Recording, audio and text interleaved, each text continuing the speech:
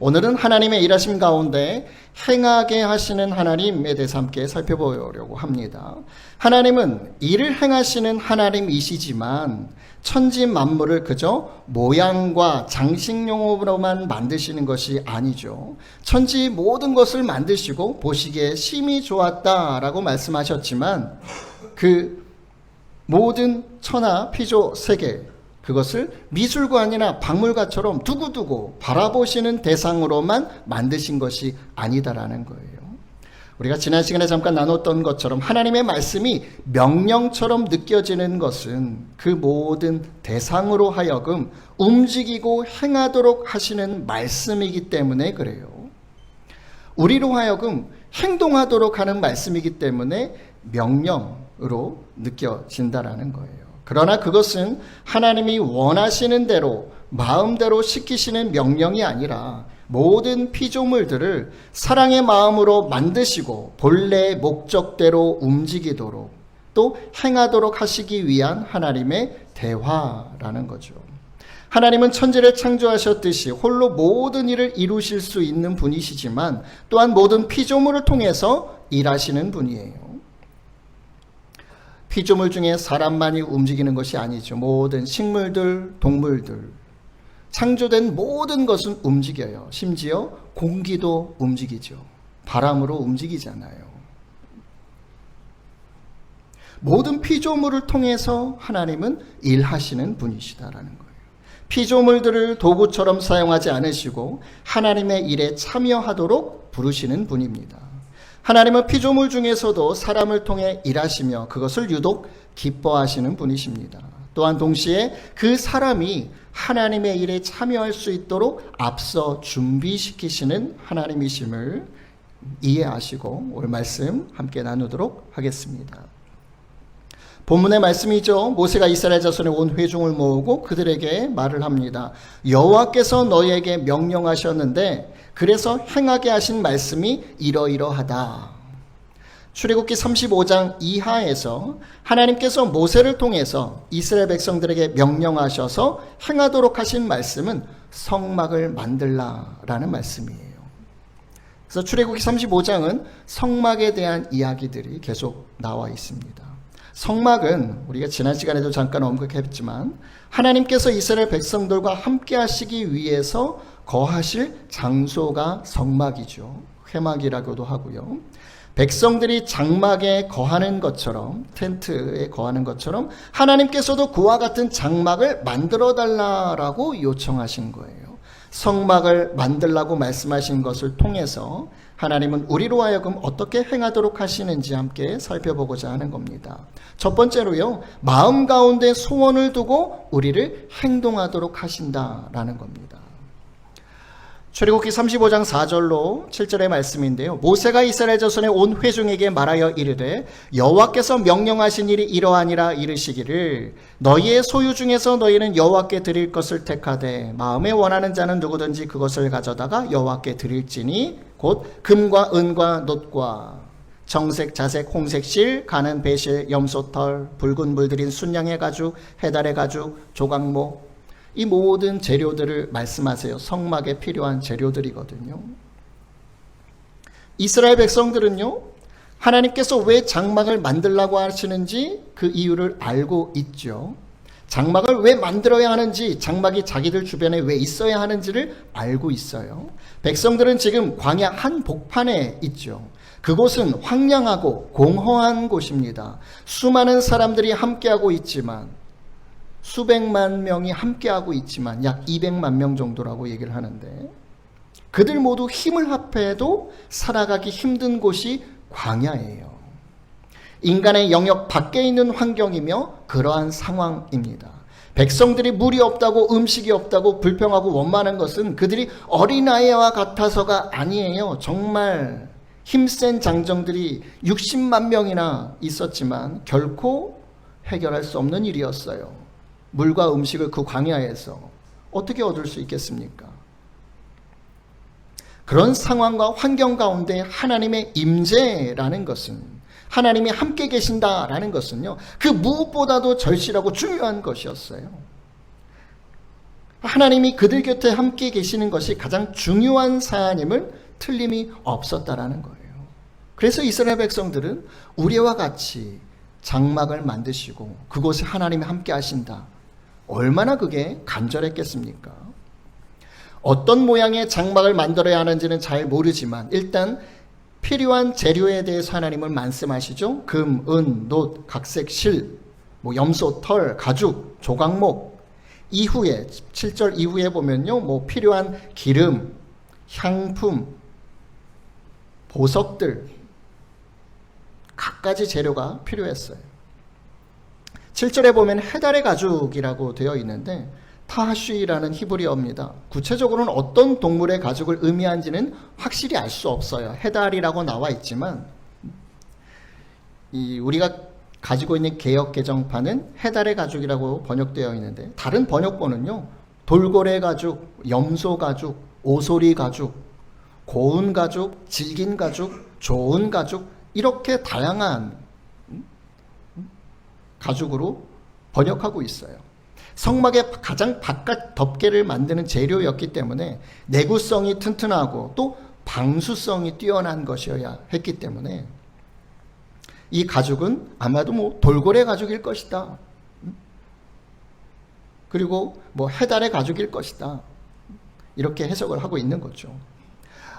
조각목이라는 것은 오늘날 아카시아 나무를 말합니다. 매우 단단하고 잘 썩지도 않고 벌레에도 강한 나무예요. 광야에서도 잘 자라는 나무였습니다. 그래서 성막에 쓰이는 목재에는 대부분 이 조각목을 사용하라고 하나님 말씀하셨어요. 언약궤나 분향단, 번제단 대부분 조각목으로 먼저 만들고 그 겉에다가 금이나 놋으로 입혔어요. 그래서 금이나 은, 놋도 많이 필요했을 것입니다. 그런데 애굽에서 수백 년간 노예 생활했던 이스라엘 백성들에게 이런 값비싼 또 이런 많은 재료들을 요구하시는 하나님, 막무가내 악덕신이실까요? 아니죠. 하나님은 이런 고급 재료들도요, 이스라엘 백성들이 지금 가지고 있다는 거 다 알고 계시거든요. 왜요? 애굽에서 나올 때 애굽 사람들은 이스라엘 백성들이 요구하는 것들을 모두 내어주면서 내보냈어요. 요구하는 건 모두 다 갖고 나왔어요. 이스라엘 백성들이. 노예였기 때문에 몸만 이끌고 나온 것이 아니라 금, 은, 보석, 가축들도 필요한 것, 좋은 것들은 모두 요구해 내서 받아냈어요. 어쩌면 430년간 노예 생활하면서 그간의 노동에 대한 값을 하나님께서 다 정산을 해주신 것 같아요. 그런데 한 가지 중요한 사실은요, 하나님의 명령은 그것을 모두 하나님께 바치라는 것이 아니에요. 내가 너희들에게 애굽 사람들로 하여금 얻도록 했으니까 그거 다 가지고 와. 이런 명령이 아니다라는 거죠. 잘 보세요. 5절에 보면 마음에 원하는 자는 누구든지 그것을 가져다가 여호와께 드려라. 마음에 원하는 자들. 억지로 뺏는 상황이 아닙니다. 기꺼이 하고 싶은 일을 하나님께 할 수 있도록 기회를 제공해 주시는 거예요. 원하는 사람들은 누구든지 가지고 와라. 하나님이 우리로 하여금 행하도록 하시는 말씀은요, 강제가 아니에요. 강요가 아닙니다. 하나님께 붙들리면, 교회 다니면, 세상 사람들이 염려하는 것이 그것이죠. 하나님을 믿고 예배에 나오고 하나님을 섬기면 하나님이 이것 시키고 저것 시키고 이렇게 하고, 열심히 하나님의 예배하고 봉사하고 헌신하면 선교 보내시는 거 아닌가, 아프리카 오지로 보내시는 거 아닌가, 가라고 하시면 안 갈 수도 없는데, 하나님은 억지로 강요하시는 분이 아니에요. 억지로 끌고 가시는 분이 아니에요. 우리가 잘못 이해하고 있는 겁니다. 우리의 마음을 새롭게 하셔서 하나님의 뜻을 우리의 기쁨으로 받아들이게 하시는 분이에요. 이거 우리가 할 수 없어요. 그렇지만 우리의 마음을 바꾸셔요.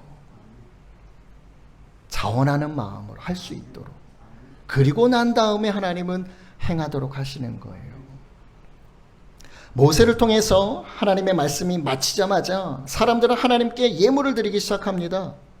마음이 감동된 모든 자와 자원하는 모든 자가 와서 회목을 짓기 위해서 그 속에서 쓸 모든 것을 위하여 거룩한 옷, 그 에봇이라고 제사장들의 옷입니다. 그것을 위해서 예물을 가져다가 여호와께 드렸으니 22절에서 28절에 걸쳐서 무엇을 어떻게 드렸는지를 언급하고 있어요.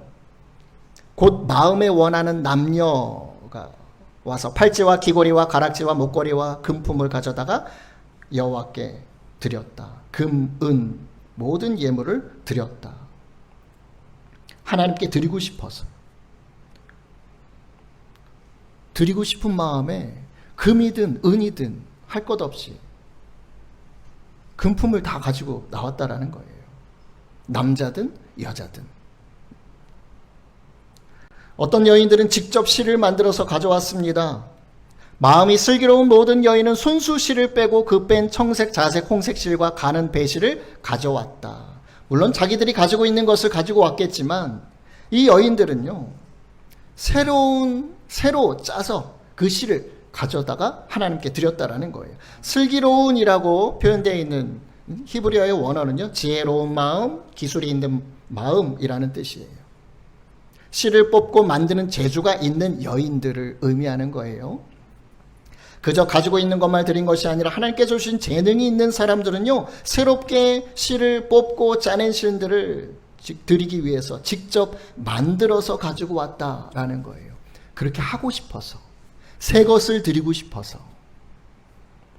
조각목은 애굽에서 가져온 것을 드린 사람도 있겠지만 누가 애굽에서 나무 조각을 가지고 나왔겠습니까? 그 수많은 이스라엘 백성들 중에 목수일, 목재를 가지고 일하는 사람들도 있었겠죠. 그들에게는 더없이 중요한 게 나무잖아요. 그런데 대부분의 목수의 기술이 있는 사람들은요, 광야에서 자라는 데 나무를 베어다가, 그 아카시아 나무를 베어다가 하나님께 드렸던 거예요. 특별히 모든 족장은 호마노와 및 에봇과 흉패에 물릴 보석을 가지고 왔다. 족장들, 지도자들을 말합니다. 호마노 같은 각종 보석을 가지고 왔다라고 언급을 해요. 호마노나 에봇의 보석이나 흉패, 이거는 대제사장들이 입는 옷이거든요. 거기에 물리는 보석은요, 매우 귀한 재료예요. 보석들이에요. 이런 보석은 일반 백성들보다 지도자들, 족장들이 소유하고 있었을 가능성이 크죠. 그래서 성막을 만드는 사업이라는 것은 남녀뿐만 아니라 백성이나 지도자나 일반인이나 기술자나 공동체 전체가 함께 참여하는 일이었어요. 하나님이 한 사람도 빠짐없이 귀천을 따지지 않고 모두에게 그런 감동의 마음을 주셔서 한 마음 한 뜻으로 재료를 하나님께 가져오도록 하셨다라는 겁니다. 모두가 마음 가운데 원하는 대로, 할 수 있는 대로 마음껏 자신들의 위치에서 할 수 있는 최선의 것을 하나님께 드리기 위해 힘썼음을 우리가 알 수 있죠. 그렇게 행하도록, 그렇게 일하도록 하나님은 그들의 마음을 감동하셨다라는 거예요. 여러분들이 하나님께 드리는 헌금, 자원하는 예물이어야 합니다. 교회에서 설교 가운데 헌금 얘기 가장 예민하고 민감한 부분이라고 여기죠.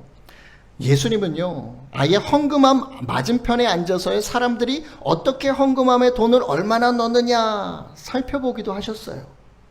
예수님 그렇게 하기도 하셨어요. 헌금함 맞은편에 앉으셔서, 야, 쟤네 저렇게 넣는구나, 쟤는 얼마나 넣는구나, 쟤는 얼마 넣는구나. 헌금에 대해서 가르치시기 위해서요. 나는 장로니까, 권사니까, 성도니까 이 정도 드리면 되겠지. 남들과 비교해서 드리는 것이 헌금이 아닙니다. 비교할 필요가 없어요. 또한 헌금은 액수가 정해져 있는 것이 아닙니다. 자신의 형편에 맞게 드리면 되는 거예요. 없으면 없는 대로, 있으면 있는 대로요. 그래서 고린도후서 9장 7절에 보면 각각 그 마음에 정한 대로 하라고 하죠. 마음에 정한 대로. 누가 정해주는 거 아니에요. 당신이 장로니까 이 정도는 해야지. 아니라고요. 교회에서 정해주지도 않습니다. 목사가 그런 말을 해서도 안 되는 거고요. 하나님이 안 정해주셨는데 누가 그걸 정해줍니까? 스스로가 마음에 정한 대로 하는 거예요. 인색함이나 억지로 하는 것이 아닙니다. 하나님은 즐겨내는 자를 사랑하세요. 하나님은 우리의 상황과 형편을 다 아시죠. 그렇기 때문에 하나님의 기준은 헌금의 액수가 아니라 즐겨내는 마음이 기준이라는 거예요. 기뻐 받으시느냐, 안 받으시느냐? 그거는 마음이라는 거죠. 예수님이 볼 때 돈을 많이 넣는 부자들도 여럿 있었어요. 그런데 한 과부가 2렙돈, 1고드란트를 넣는 것을 보시고 누구보다도 가장 많이 넣었다고 말씀을 하셨거든요. 렙돈이라는 것은 가장 작은 유대 동전입니다. 2렙돈은 1고드란트이고요. 64고드란트가 1데나리온입니다. 1데나리온은 그 당시 노동자의 하루 품삯이에요. 우리는 8시간, 9시간 일을 하죠, 하루에. 그 당시 유대는요, 새벽 6시부터 또 해가 지는 6시까지 12시간이 노동하는 시간이거든요. 그래서 우리 오늘날 최저시급이 1320원으로 올랐는데요. 당시 하루 12시간 노동으로 계산해 보면요. 1데나리온 하루 노동자 품삯은 123,840원이거든요. 2렙돈을 계산해 보면 1935원이에요. 한 2,000원 조금 못 되는 돈이에요.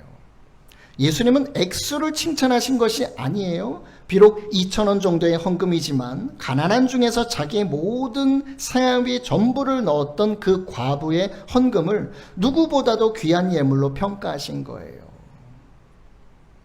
가장 많이 넣었다라고 말씀하시는 거예요. 오해하지 마시기 바랍니다. 없어도 없는 가운데도 하나님께 전부 드리십시오. 그렇게 말씀드리는 거 아니에요. 그렇게 이야기하는 목사 있으면 사입이죠. 예수님도 그런 의도로 말씀하신 게 아니거든요. 당시 과부는요, 그 상황은 모르겠지만, 그 마음은 모르겠지만, 가진 돈이 2렙돈밖에 없었어요. 과부니까. 그 당시 유대에서 과부는요, 살아갈 수 없는 사람이에요. 일을 할 수가 없어요. 남편이 있어야 먹고 살 수 있거든요. 그러니까 과부나 고아는 소외된 사람이고 정말 어려운 계층이에요. 그러니까 2,000원 돈이 가진 전 재산이었다라는 거예요. 그런데 그때 은혜를 받았던 것인지 그걸 다 하나님께 드린 거예요. 기쁜 마음으로. 그러니까 예수님은 그 모습에 가장 많이 넣었다라고 칭찬을 하신 거죠. 하나님께서는 즐겨내는 그 여인의 마음을 기쁘게 받으셨고 누구보다 더 많은 헌금으로 받으신 거예요. 이후에 하나님께서 복을 주셨겠죠. 하나님은 우리로 하여금 행하도록 하시는데 어떻게 하시느냐? 우리의 마음 가운데 감동케 하셔서 기쁜 마음으로 행할 수 있도록, 자원하는 마음으로 행할 수 있도록 우리를 인도하신다라는 겁니다. 두 번째로는요, 감당할 수 있는 능력을 주시면서 행하게 하시는 분이십니다. 성막을 어떻게 만들어야 하는가? 지금껏 보지도 듣지도 못했던 성막이죠. 자기들이 지내는 단순한 장막, 텐트가 아니잖아요. 설계, 도면, 그림으로 있는 것도 아니에요. 그저 하나님이 모세를 통해서 말씀하셨어요. 길이와 넓이와 폭과 그 모든 기구들의 모양과 크기와 위치, 색깔. 그렇지만 이것을 누가 어떻게 어떤 모양으로 만들어낼 수 있는가? 어려운 일들이죠.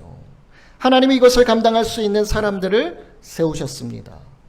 모세가 이스라엘 자손에게 이르되 볼지어다 여호와께서 유다 지파 훌의 손자요. 훌은 누군지 아시죠? 르비딤 전투에서 모세 양옆에 모세가 손을 들고 기도할 수 있도록 양옆에서 손을 잡아줬던 아론과 또 한 사람이 훌이죠. 그 훌의 손자요 우리라는 사람의 아들인 부살렐이라는 사람을 지명하여 부르십니다. 하나님이 그에게 성령을 충만하게 하셔서 지혜와 총명과 지식으로 여러 가지 일을 하게 하셨다. 성령이 충만함을 주심으로 지혜와 총명과 지식과 온갖 기술을 갖추게 하셨다라는 거예요. 그래서 그는 성령의 능력으로, 그 지혜로, 그 총명함과 지식으로 여러 가지들을 생각해냅니다. 생각이 확 튀었다라는 거예요. 재료를 가지고 어떻게 만들 것인가를 생각하게 하셨고 또 온갖 기술을 발휘하도록 생각하는 힘을 더하신 거예요. 그러나 한 사람이 모든 일을 감당할 수는 없겠죠. 하나님은 또 단지파 사람 오홀리압을 세우십니다. 그와 단지파 아히사막의 아들 오홀리압을 감동시키사 가르치게 하시며, 오홀리압이라는 사람에게는요, 남을 가르치는 능력도 주셨어요. 그래서 성막을 만들 수 있는 사람들을 많이 세울 수 있도록 하셨다라는 겁니다.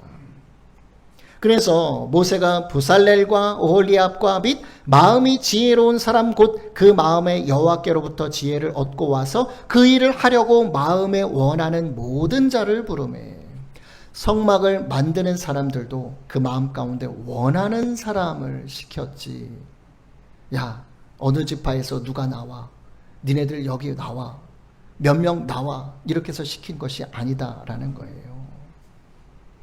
또 그들에게 원하는 마음만 감동으로 주신 것이 아니라 하나님께서 지혜를 주셨다라는 거죠. 여호와께로부터 지혜를 얻어서 기술이나 재능, 달란트, 이런 사람들이, 마음에 원하는 모든 사람들이 나와서 성막을 만들었다라는 겁니다. 출애굽기 25장부터 하나님은요, 모세에게 성막에 대해 매우 구체적으로 말씀을 하셨어요. 그 성막의 크기나 가로, 길이, 폭, 넓이, 기둥의 개수, 모든 기구들의 모양, 색깔, 크기, 그리고 그대로 만들라고 하셨거든요. 그렇다고 해도 누구나 그것을 실제로 만들 수 있는 것은 아니죠. 그래서 부살렐에게 여러 능력을 더하신 거예요. 여기서 말하는 지혜라는 건요, 하나님이 주신 지혜라는 것은 단순한 영적인 통찰력이 아니라요, 예술성, 공의의 기술, 또 문제를 해결하는 능력, 창의적인 제작 능력, 이 모든 것들을 포함하는 것입니다. 하나님이 주신 설계를 가장 아름답고 정확하게 실제 작품으로 구현해낼 수 있도록 하는 기술들인 거죠. 하나님은 부살렐에게 아무 생각 없이 지시받은 일을 반복하는 능력을 주신 것이 아닙니다. 하나님의 뜻과 마음을 이해하고, 하나님이 성막을 만들라고 하셨는데, 기둥을 이렇게 만들라고 하셨는데, 이런 재료로 이렇게 만들라고 하셨는데, 왜 이렇게 하신 거지? 이래서 이렇게 하신 거구나. 하나님의 마음과 그 말씀을 이해하고 그것을 더욱 아름답게 표현할 수 있는 지혜를 주신 거예요. 하나님이 건축가라고 한다면 부살렐이라는 사람은 최고의 시공 책임자였다라는 거죠. 하나님은 저와 여러분에게요, 방향과 목적을 제시해 주십니다. 그리고 그 일들을 감당할 은사와 지혜도 허락하십니다. 영적인 은사만이 아니라 실제적인 기술, 예술, 공예, 리더십, 가르침, 문제 해결 능력, 모든 것을 하나님이 주신다라는 거예요. 이해력, 암기력, 사고력, 판단력, 모든 것도 하나님이 주세요. 우리 준혁이 뿐만 아니라 예준이, 서준이, 준혁이, 예준이는 이제 고1이니까 얼마나 공부하겠습니까? 한계가 있거든요. 부딪혀요. 수학 문제 만만치 않아요. 저는 더 이상 가르쳐 줄 수가 없어요. 중학교 때부터 가르쳐 줄 수 없어요. 어렵거든요. 근데 거기에서 어렵다고 포기하면 안 돼요. 하나님의 백성들은요, 하나님이 주시는 플러스 알파의 능력이 있어요. 이 뇌도 하나님께서 만드셨거든요. 그래서 어떻게 뇌를 사용해야 되는지 하나님이 제일 잘 아시는 거예요. 폭발적인 능력, 지식, 지혜, 이해력, 암기력, 사고력, 하나님으로부터 나온다라는 겁니다. 하나님을 의지하시면서 공부하시기 바랍니다. 학생들뿐만 아니죠. 직장과 사업장, 또 모든 일에 있어서요, 그 일을 감당할 수 있는 능력은 오직 주님께서 허락해 주세요. 사도 바울은 그렇게 고백을 하죠. 내게 능력 주시는 자 안에서 내가 무엇이든 할 수 있다. 하지 못할 일이 없다라는 거예요. 그렇게 자신감 충만했어요. 왜요? 능력을 주시는 분이 따로 계시니까요. 필요한 거 구하니까 주시니까요. 그러니까 해낼 수 있었다라는 거죠.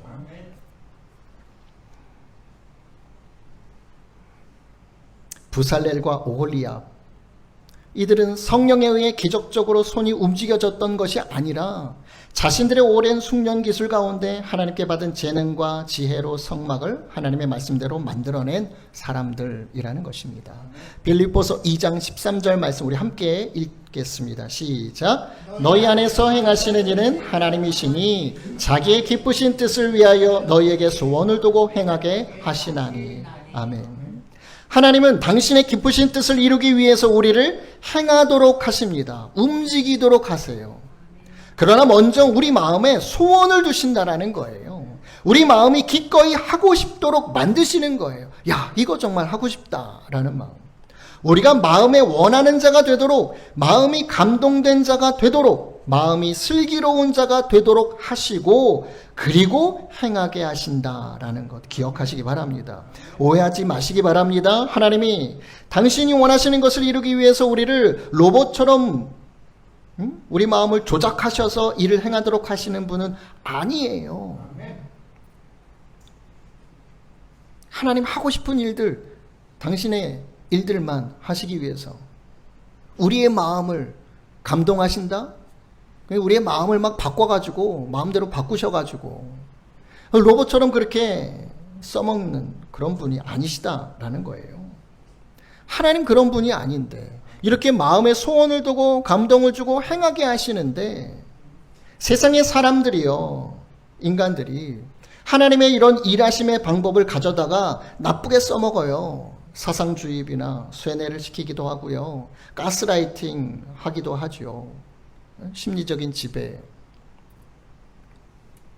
최근에도 기사가 하나 났었어요. 어떤 목사가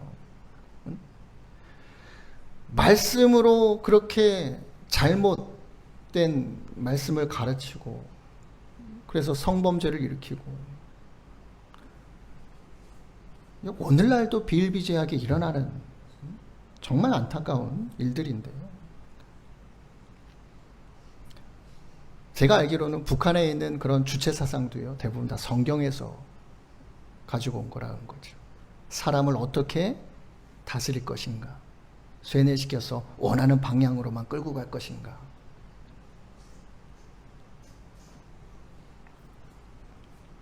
하나님의 일하심의 방법이 왜곡되고 이 세상 가운데 잘못 쓰여져서 그렇게 많은 잘못과 죄악들을, 범죄를 낳게 된다라는 거죠. 하나님께서 품으신 기쁘신 뜻이 뭘까요? 자기의 기쁘신 뜻, 하나님 기뻐하시는 뜻이 뭘까요? 저와 여러분에 관련된 거예요. 우리와 상관없는 일이 아니에요. 우리의 복된 삶을 하나님께서는 기뻐하시고요, 구원의 은혜를 누리는 삶을 기뻐하시는 거예요. 이 세상 가운데 건강하게 살고 범사가 잘 되고 주님 안에서 형통한 삶을 사는 것 하나님이 누구보다도 기뻐하신다는 거예요. 하나님의 선하시고 온전하시고 기뻐하시는 뜻을 이루시기 위해서 우리 가운데 감동의 마음을 허락하시는 겁니다. 사도 바울이요, 생명의 위협을 받으면서도 전도 사역을 계속 이루어 나갔던 것, 다메섹에서 예수님이 그를 만나셔서 강제로 사역하게 하신 게 아니에요. 바울의 마음 가운데 사명감을 주신 거예요.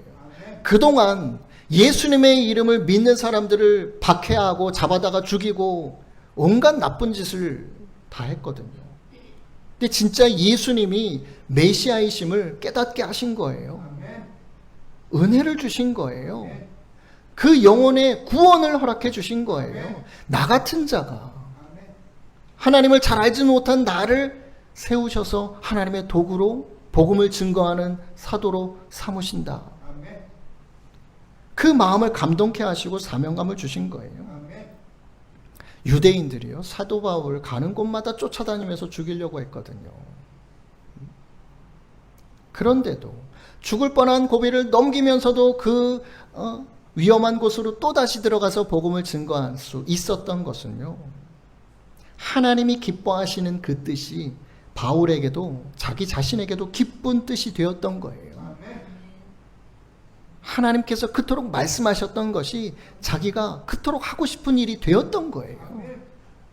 목에 칼이 들어와도 자기가 하고 싶은 일이 된 거예요. 그리고 하나님은 그와 함께 하시고 그를 지켜주시고 선교와 전도의 열매를 맺게 하셨죠. 사도 바울을 통해서 얼마나 유럽과 아시아 가운데, 소아시아 가운데 많은 사람들이 하나님을 믿고 돌아왔는지 모릅니다. 성막 만든 일 가운데 놀라운 점이 하나 있어요. 하나님께서 이스라엘 백성들에게 주신 원하는 마음, 그 감동의 마음이요, 끝이 없었다라는 거예요. 출애굽기 36장 3절에 보면 그들이 이스라엘 자손의 성소의 모든 것을 만들기 위하여 가져온 예물을, 그들이라고 하는 것은 이제 부살렐, 오홀리압, 성막을 만드는 사람들이에요. 그러니까 백성들이 성소를 짓기 위해 가져온 예물을 모세에게서 받았어요. 그런데 백성들이 아침마다 자원하는 예물을 연하여 가져왔다. 매일 아침마다 성소에 들을 예물을 다시는 만들지 마라. 가지고 오지 마라. 다 찼다. 그제서야 백성이 가져오기를 그쳤다라는 거죠. 백성들이 이 정도로 예물을 계속 가져왔다는 건요, 애굽에서 얻은 것들이 그만큼 풍성했다라는 거 우리가 알 수 있는 거고요. 또 하나님을 향한 그 감동의 마음, 하나님이 주시는 그 마음이 정말 끝이 없었다라는 거예요. 하나님이 한번 저와 여러분에게 마음을 주시면요, 끝이 없어요. 사도 바울도 그런 마음이에요. 계속해서 선교 사역에 감당하고요. 단지 하나님 앞에 헌물이라든지 헌금이라든지 전도나 선교나 이런 것만 말씀드리는 것이 아닙니다.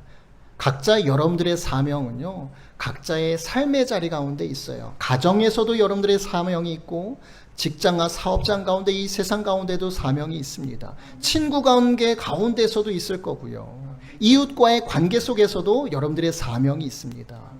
그 가운데 하나님의 감동의 마음을 주시면 여러분들은 걷잡을 수 없이 행하게 되실 거예요. 움직이게 되실 거예요. 모두가 하나님의 은혜의 섭리였다라는 것이죠.